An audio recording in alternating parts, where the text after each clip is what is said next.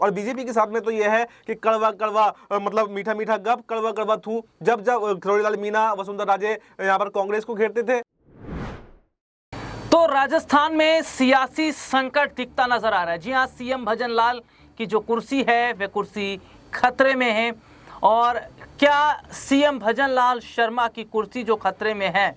ये साफ तौर पर बताता है कि राजस्थान में भारतीय जनता पार्टी के अंदर बगावत देखने को मिल रही है। और क्या किरोड़ीलाल मीणा अगर कांग्रेस के साथ हाथ मिला लेते हैं तो पूरी तस्वीर राजस्थान की बदलती नजर आएगी। लेकिन इन सब के बीच अपने दर्शकों को बता दें कि सीएम भजनलाल ने स्कूलों को लेकर कई बड़े फैसले लिए हैं। यानी कि जो सवाल ये खड़े किए जा रहे थे कि सीएम भजनलाल शर्मा जो जब से सीएम बने हैं राजस्थान में काम नहीं हो रहा है, मुद्दों पर ध्यान नहीं दे रहे, तो ऐसे में क्या कुर्सी बचाने के लिए अब उन्होंने काम करना शुरू कर दिया है? क्या पार्टी आलाकमान की डांट लगी है सीएम भजनलाल शर्मा को? क्या है पूरा मामला और कैसे सीएम कुर्सी बचाने के लिए भजनलाल शर्मा तमाम कई बड़े प्रोजेक्ट पर भी ध्यान देते नजर आ रहे हैं? इन तमाम मुद्दों पर आज हमारे साथ बातचीत करने के लिए हमारे खास सहयोगी अब्बास भाई इस वक्त हमारे साथ मौजूद है। अब्बास भाई, बहुत बहुत स्वागत है इस प्रोग्राम में आपका। जी शुक्रिया। और अब्बास भाई, राजस्थान की अगर हम बात कर लेते हैं तो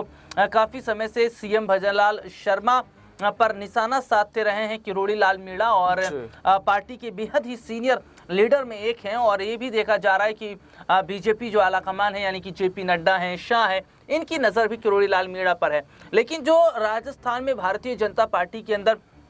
सियासी बगावत देखने को जो मिल रही है, इसको ध्यान में रखते हुए यानी कि अब सीएम भजनलाल शर्मा ने काम करना शुरू कर दिया है। खबर आती है कि कई स्कूलों को बेहतर बनाने के लिए काम किया जा रहा है, जहां टीचर्स की कमी है वे पद भरे जा रहे हैं और कई जो सरकारी विभाग है उन पर काम हो रहा है। तो क्या वाकई माना जाए कि ये जो बात कही जा रही थी मीणा की तरफ से, बीजेपी विधायकों की तरफ से कि जब से सीएम भजनलाल बने हैं तब से कोई काम नहीं हुआ, क्योंकि अब देखा जा रहा है कि स्कूलों में को बेहतर किया जाए, सरकारी पदों को भरा जाए या जो राजस्थान में काम रुके हुए हैं उनको आगे बढ़ाया जाए, ये तमाम चीजें बताती है कि अब जाकर एक्टिव होना, यानी कि मीणा और बीजेपी के विधायक सही बोल रहे थे। देखिए बिल्कुल ये बात ठीक है कि जो किरोड़ीलाल मीणा ने जो आरोप लगाए अपनी सरकार से नाराज थे और भजनलाल शर्मा को सीधे सीधे घेरते हुए नजर आए, तो कहीं ना कहीं जो फटकार लगी, जैसे कि आपने शुरुआत में बताया कि अब भजनलाल शर्मा को ये फटकार लगी है कि आखिर आप क्या काम कर रहे हैं, आखिर पार्टी के अंदर इतनी बगावत क्यों देखने को मिल रही है। तो अब भजनलाल शर्मा एक्शन में आए हैं और अपनी कुर्सी बचाने के चक्कर में अब वो तमाम पेंडिंग काम जो पिछले 2 सालों में जब से सरकार बनी है, 1.5 साल में नहीं हो पाए थे, उनको करने का प्रयास कर रहे हैं। लेकिन सवाल अब भी यही बनता है कि क्या एकदम से आप जो 1.5 साल में काम नहीं किया एकदम से काम करेंगे तो क्या काम हो पाएगा? और अगर हो भी पाता है या नहीं हो पाता है तो जो बगावत पार्टी के अंदर हो चुकी है, यानी जो नाराजगी बढ़ चुकी है, क्या उनको भी मनाने में कामयाब रहेंगे? और अब्बास भाई, इसमें आप अपनी बात आगे जरूर रखिएगा। एक नाम मैं और वसुंधरा राजे का भी जोड़ना चाहूंगा। वे भी काफी समय से नाराज चले क्योंकि बीजेपी में भी उन्हें कोई बड़ी जिम्मेदारी अभी तक नहीं मिली है और ये अध्यक्ष पद को लेकर भी चर्चा चल रही थी, लेकिन वहां पर भी अब उनका नाम नहीं आ रहा है। तो किरोड़ीलाल मीणा और वसुंधरा राजे मिलकर क्या भजनलाल की मुश्किलें बढ़ाएंगे? क्योंकि विपक्ष में तो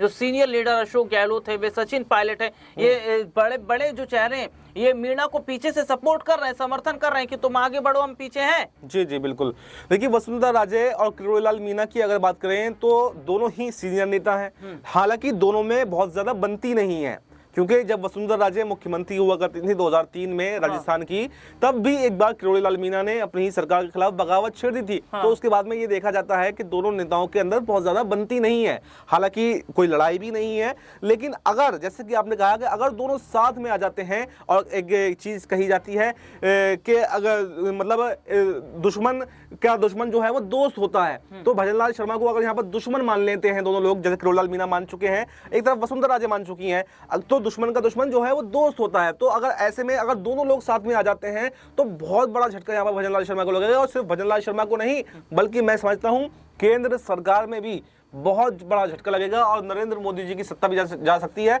क्योंकि राजस्थान के अंदर अच्छा खासी सांसदों की सीटें भी हैं और सिर्फ विधायकों पर नहीं बल्कि सांसदों पर भी पकड़ जो है वो वसुंधरा राजे और किरोड़ीलाल मीणा रखते हैं। तो ऐसे में भजनलाल शर्मा को जो रातों रात मुख्यमंत्री बनाया गया, वो फैसला कहीं ना कहीं बीजेपी को भारी पड़ सकता है, क्योंकि सीनियर नेता भाई जब तक चुप बैठे हैं तो चुप बैठे हैं, लेकिन जब बोलने लगते हैं ना तो पूरा कुनबा उनके साथ में आ जाता है, क्योंकि उनका राजनीतिक अनुभव इतना ज्यादा है कि कम से कम पूरी राजनीति उन्होंने, चाहे वसुंधरा राजे की बात कर लें, चाहे किरोड़ीलाल मीणा की बात कर लें, पूरी जिंदगी वो राजनीति में गुजार चुके हैं, सारे दांव पेच उन्होंने खेले हैं। और बीजेपी के साथ में तो यह है कि कड़वा कड़वा मतलब मीठा मीठा गप, कड़वा कड़वा थू। जब जब किरोड़ीलाल मीणा, वसुंधरा राजे यहाँ पर कांग्रेस को घेरते थे तब वो अच्छे लगते थे, यानी बहुत अच्छी बात कर रहे हैं, उनके सहयोग में थे, लेकिन जब अपनी सरकार को घेर रहे हैं तो वो बुरे लग रहे हैं। तो ये पता नहीं बीजेपी कौन सी रणनीति के ऊपर काम चल रही है, बल्कि मैं समझता हूँ बीजेपी को अगर जो ये काम, जो फटकार यहाँ पर सीएम भजनलाल शर्मा को लगाई गई है, मैं तो कहता हूँ एक बार अगर बीजेपी सीएम भजनलाल को ही निष्कासित कर दे और पार्टी से हटा दे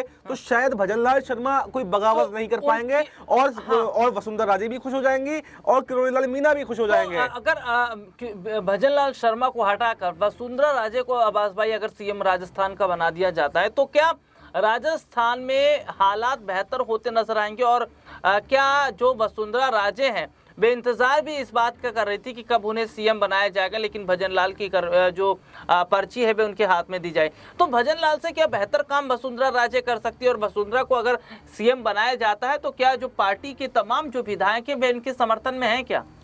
देखिए बिल्कुल, जब वसुंधरा राजे मुख्यमंत्री बनने का दावा ठोक रही थी तो कुछ विधायक उनके आवाज पर मौजूद थे, उनके समर्थन में बातें भी कर रहे थे, लेकिन यहाँ पर बीजेपी ने मनाने की कोशिश करके यहाँ पर उनको लालच देकर वसुंधरा राजे को सिर्फ उनकी हामी भर लिया। अगर वसुंधरा राजे उस वक्त भी खिलाफ हो गई होती और बीजेपी के जाल में ना फंसी होती तो शायद आज यहाँ पर भजनलाल शर्मा मुख्यमंत्री नहीं हो पाते, क्योंकि विधायकों का समर्थन वसुंधरा राजे के साथ में था। और अगर देखें कांग्रेस और बीजेपी में विधायकों का डिफरेंस भी कोई बहुत ज्यादा नहीं है, बहुमत की सरकार जरूर है लेकिन विधायकों का अंतर बहुत ज्यादा नहीं है, यानी कि मजबूत सरकार नहीं है, बहुत कमजोर सरकार है। और मैं ये यकीन के साथ में कह सकता हूं, अपने अनुभव के आधार पर कह सकता हूं कि अगर वसुंधरा राजे और किरोड़ीलाल मीणा एक साथ यहां पर बीजेपी का साथ छोड़ देते हैं तो किसी भी हाल में भजनलाल शर्मा की सरकार नहीं टिक पाएगी, क्योंकि दोनों वरिष्ठ नेता हैं और अपने अपने विधायकों का समर्थन रखते हैं। बल्कि मैं तो ये कि एक सुझाव देना चाहूंगा बीजेपी को कि यहाँ पर किरोड़ीलाल मीणा को भी बड़ी जिम्मेदारी देनी चाहिए, और जैसे राष्ट्रीय अध्यक्ष का जो वादा वसुंधरा राजे से किया गया था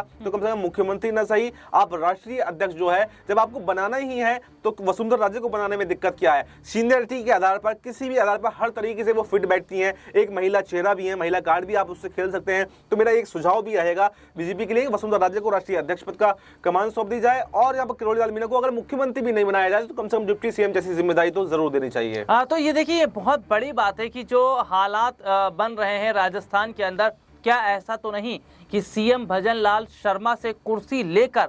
वसुंधरा राजे को सीएम बनाया जाए? क्योंकि देखिए, वसुंधरा राजे, सुनिएगा, क्योंकि पार्टी की सीनियर लीडर हैं, राजस्थान की राजनीति को वे बेहतर तरीके से समझती हैं, और ये भी देखा जा रहा है कि वसुंधरा राजे को सीएम इसलिए भी नहीं बनाया गया था क्योंकि जब वो सीएम पद पर थी तो उन्होंने राजस्थान में वे तमाम बड़े काम नहीं किए थे जिन्हें वे करने चाहिए थे। लेकिन क्या अब सीएम वसुंधरा राजे का अब्बास भाई जो इंतजार है वे खत्म होता नजर आ रहा है? और अगर मैं बात करूं तो शायद अध्यक्ष पद नहीं, लेकिन भजनलाल से कुर्सी लेकर इन्हें सौंप दी जाए। देखिए राहुल जी, समय बहुत कम है, बस मैं चंद शब्दों में कहना चाहता हूं। बिल्कुल देखिए, अगर वसुंधरा राजे को मुख्यमंत्री बनाया जाता है तो बगावत तो रोकी जा सकती है, लेकिन क्या काम अच्छे से हो पाएगा? क्योंकि जैसे आपने कहा कि पिछली बार काम ठीक नहीं हो पाया था, तो मुझे ऐसा लगता है कि वसुंधरा राजे काफी लंबे समय तक राजनीति से बाहर रही हैं, मतलब मुख्यमंत्री के नहीं बन पाई है, कोई भी जिम्मेदारी नहीं मिल पाई। तो मुझे लगता है कि उनको अपनी गलती का एहसास हो गया होगा और वो जरूर, अगर कुर्सी मिलती है, कोई मौका उनको अच्छा मिलता है तो वो जरूर आगे काम करेंगी, ताकि अनुभव तो उनके पास में है, सब कुछ उनके पास में है, बस उनको काम करने के लिए एक दिशा की जरूरत है और एक कुर्सी की जरूरत है। अगर उनकी कुर्सी मिल जाती है तो मुझे लगता है दिशा वो जरूर दे देंगी और आगे चलकर एक अच्छी मुख्यमंत्री साबित हो सकती हैं। तो ये वाकई देखना होगा कि क्या सीएम भजनलाल शर्मा अगर राजस्थान को नहीं संभाल पा रहे हैं, विधायक उनके खिलाफ हैं, और जो स्थिति इस वक्त है बगावत की, अब ऐसे में सीएम भजनलाल से कुर्सी लेकर अगर वसुंधरा राजे को दी जाती है तो क्या वसुंधरा राजे की नाराजगी खत्म हो जाएगी? इस मुद्दे पर आपकी क्या राय है, कमेंट करके जरूर बताएं। फिलहाल आज के इस प्रोग्राम में इतना ही, आपसे फिर दोबारा मुलाकात होगी, तब तक के लिए इजाजत दीजिए, नमस्कार।